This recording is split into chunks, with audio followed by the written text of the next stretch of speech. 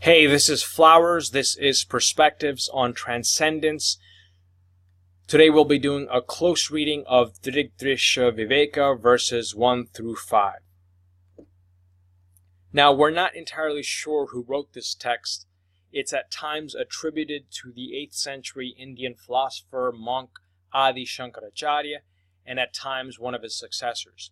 It was most likely written in Karnataka, South India, approximately 600 years ago by the abbot Bharati Tirtha in the lineage of Adi Shankaracharya. Now, this text in Sanskrit is known as a Prakarana Grantha, or introductory treatise, in that its scope is limited to the exposition of a few topics, and it's a treatise of Vedanta philosophy, one of the 6 major schools of Orthodox Hindu thought, and specifically Advaita Vedanta, or non-dual Vedanta. Advaita in Sanskrit literally means not two. So this is a monist philosophy which recognizes only one fundamental substance to reality. Vedanta is made up of the Sanskrit term Veda, which means knowledge, but it also can refer to the major body of Hindu scriptures known as the Vedas.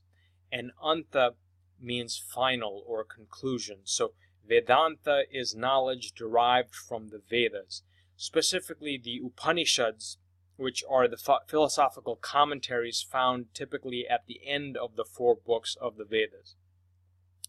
Dṛg Dṛśya Viveka provides us logical arguments for the existence of Brahman, or cosmic consciousness, as well as 3 theories of jiva, or embodied being, and its relationship to cosmic being, or being as such, and also 6 types of meditation techniques known as samadhi, designed to reinforce the insights provided through argument and scriptural citation, and more generally samadhi to sharpen the mind for higher philosophy, which Vedanta sees as the ultimate path to liberation. Now, Vedanta epistemology recognizes 6 pramanas, or sources of knowledge: pratyaksha, perception; anumana, inference; shabda, testimony; upamana, analogy; and finally arthapatti, or postulation, presumption.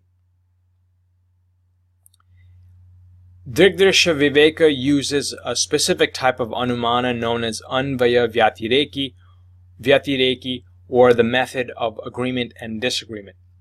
It also cites as shabda the Upanishads and provides a means, samadhi, for the direct perception, pratyaksha, of what it posits as the bedground of phenomenal reality.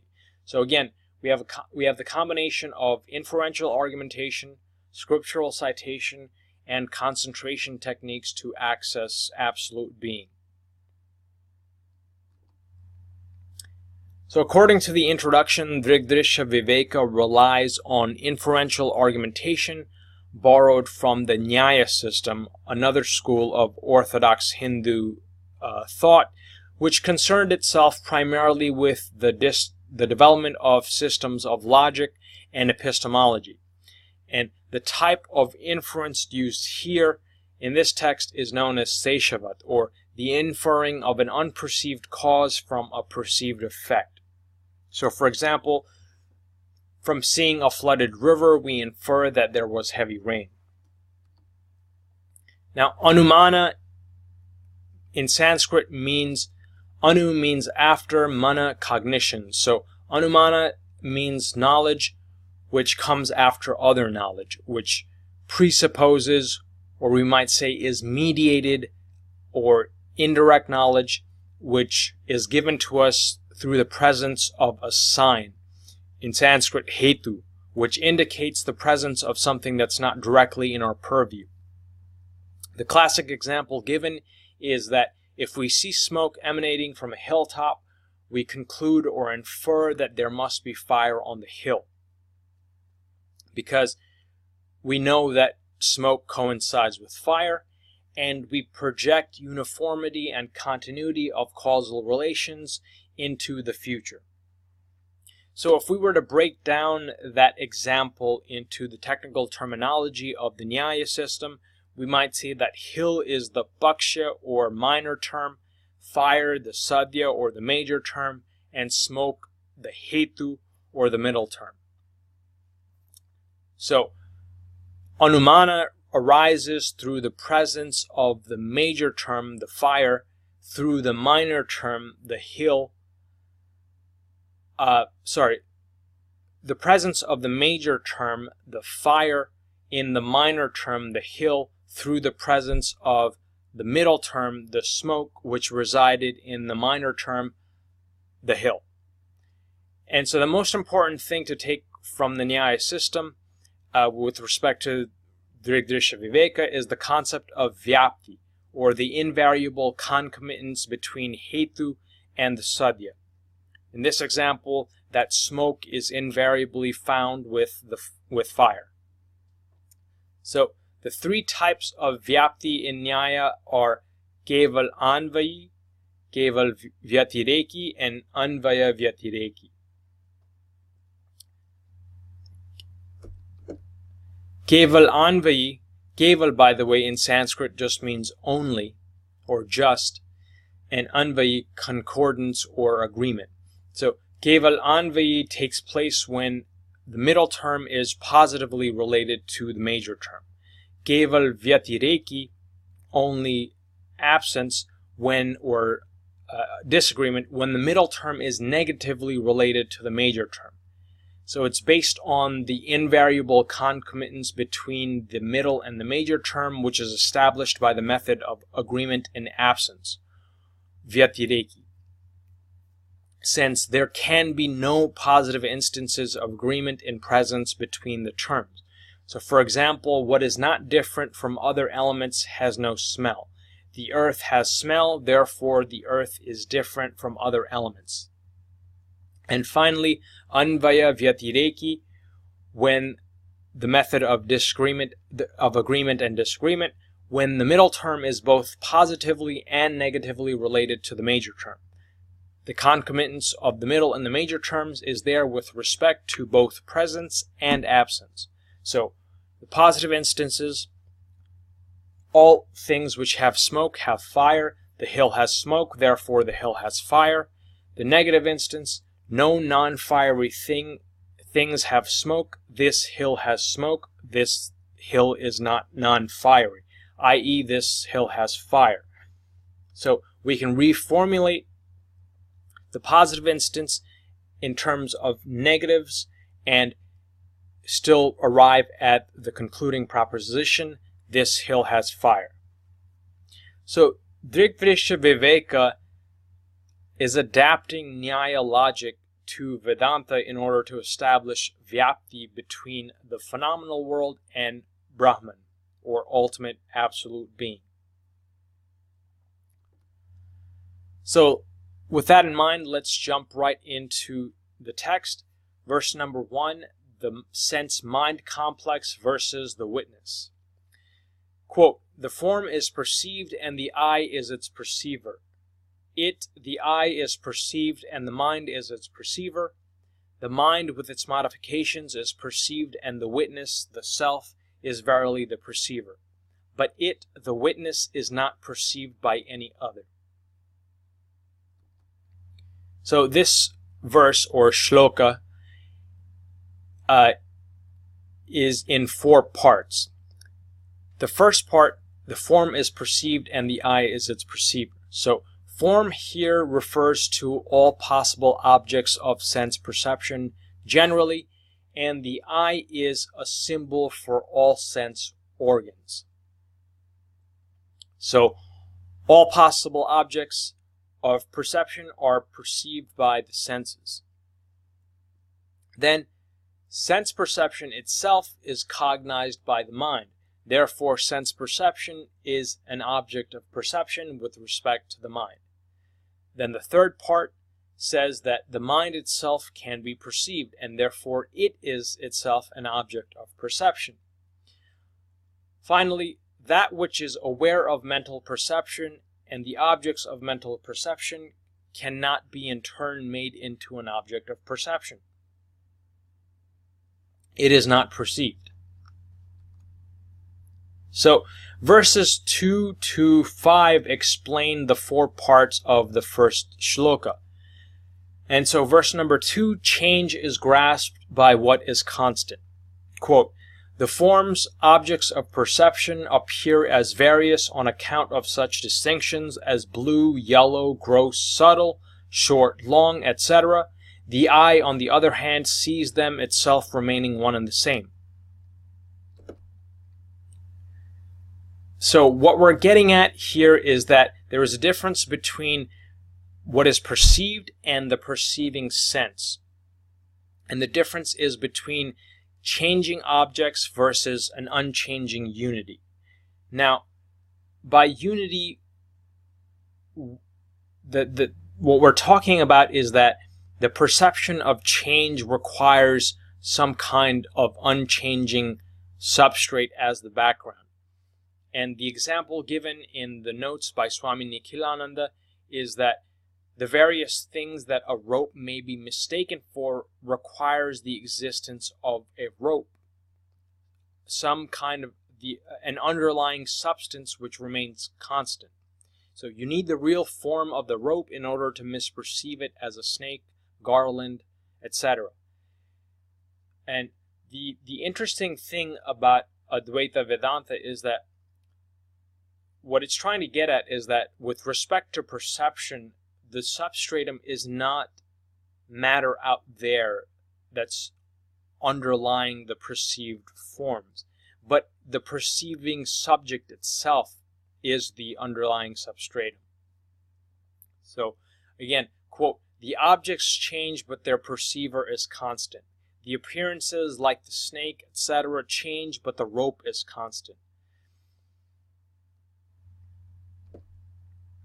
Verse number 3, which explains the 3rd part of the first shloka, says, quote, such characteristics of the eye, such as blindness, sharpness, or dullness, the mind is able to cognize because it is a unity. This also applies to whatever is perceived through the ear, skin, etc. So, we know that the senses degrade due to old age, disease, and damage, and that their power declines. And this is perceived by the mind because it is a unity with respect to the senses. And so again, it's the perceiving apparatus that is the substrate with respect to its relative objects of perception. And so we have relative levels of unity or relative substratums with the objects of perception. It's the eye that's the substratum with respect to the senses. It's the mind, and with respect to the mind, we have consciousness. Verse number 4, consciousness illumines such other mental states as desire, determination, and doubt, belief and non-belief, constancy and its opposite, modesty, understanding, fear, and others, because it, consciousness, is a unity. So, let's go over the mental states. Desire is desire for sensual pleasure. Determination refers not to the state of being resolutely determined, but the mental processing of sensory data. Steadiness refers to the part of the mind that's responsible for homeostatic regulation and involuntary bodily maintenance. Faith refers to faith in karma and God. Karma is the Sanskrit term for causality. It refers to the physical causal relations between objects, but also the consequences of past actions, ethical and unethical deeds. So, verse number 4 says that consciousness is neither any particular function of the mind, it's not desire or appetition, as Aristotle might say, neither is or perceptual awareness, homeostatic maintenance, cognitive processing, conviction, beliefs. It's neither those mental states, nor is it the aggregate of all of these mental states. It's rather a unity which perceives and enables these mental states. So what is the nature of this unity? Verse number 5 says, quote, "This consciousness does neither rise nor set. It does not increase, nor does it suffer decay. Being self-luminous, it illumines everything else without any other aid."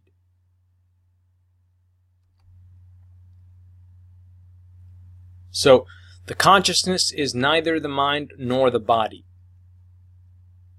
It does not come into existence. It does not experience birth, and consciousness is the witness rather of things that come into birth. It's the witness of previous non-existence, and the logic provided in the notes is that no one will be aware of such non-existence without the existence of a witness. And all entities, quote, "all entities from the empirical ego to the gross object perceived have a previous non-existing state because their appearance and disappearance are cognized by existence." Setting means the disappearance of a previously existing entity. And this is not possible for consciousness, unlike relative objects, because, again, no disappearance or destruction, like with coming into existence, can be cognized without a conscious witness.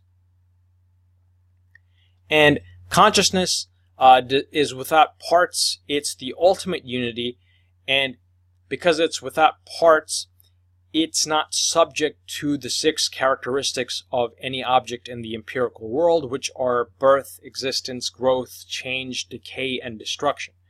Because it doesn't come into existence and it does not decay, it negates all of the other characteristics. And by everything else, the shloka is referring to all perceived entities. Consciousness is self-luminous. There is no getting behind consciousness itself, but it illumines or allows us to perceive everything else in phenomenal reality. So consciousness is the absolute eternal perceiver which illumines everything. So again, to sum up verses 1 through 5, consciousness is the ultimate substrate. All objects of perception, including the mind, are subject to coming into existence and disappearing, birth and decay and disappearance, which we are aware of because consciousness is able, capital C consciousness, is able to cognize both, itself being beyond the relative world of objects. So it's not a mental function, it's not perceptual or mental awareness. It's the substrate of all of those things, and also of phenomenal existence. So that concludes this video. One thing I've been thinking about is possible responses to Vedantic theory of mind. There's, I guess, the cognitive sciences to consider. But one interesting thing, because I recently read Aristotle's De Anima, was thinking about Aristotle's response to Vedanta. Interestingly, for Aristotle, the senses are self-aware. That's his response to the problem of infinite regress in terms of perception.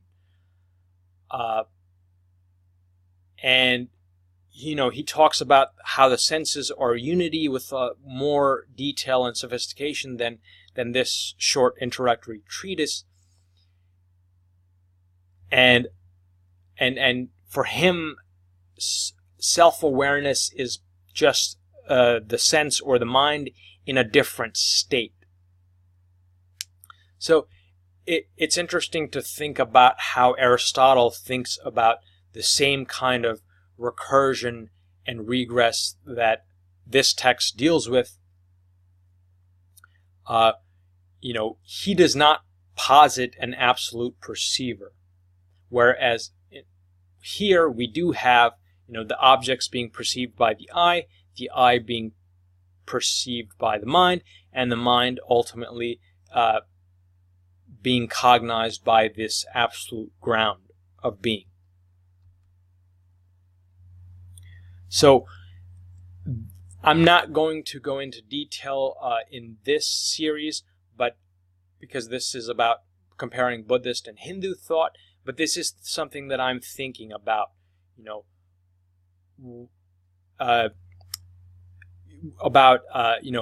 what does self-awareness mean, and how did the ancient Greeks, how did Aristotle think about this versus the Hindus? Thinking along the lines that Chad and I were discussing in our last dialogue, and so this might be a separate series after I finish this one. It is very interesting to think about. And it's interesting that one other objection I want to end with this is that, why isn't this just introspection, right? The mind thinking about itself. Why can't the mind simply engage in introspection or meta-perception? Vedanta, Indian philosophy in general, it doesn't deny introspection as a mental capacity. That can exist. The mind can fold back onto itself, but it insists that consciousness is neither the mind folding back onto itself nor the mind in a different state, as Aristotle claims in the Anima. It's rather something that underpins all mental states. It's the substratum of perception and reality. So I'm thinking along these lines as I go through this text and also reading Satipatthana Sutta.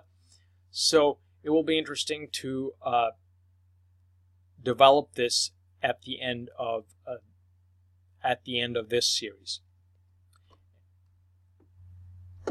So that's the end of the video. Thank you very much for tuning in. Please stay tuned for the next video and leave your comments and questions below. Thanks.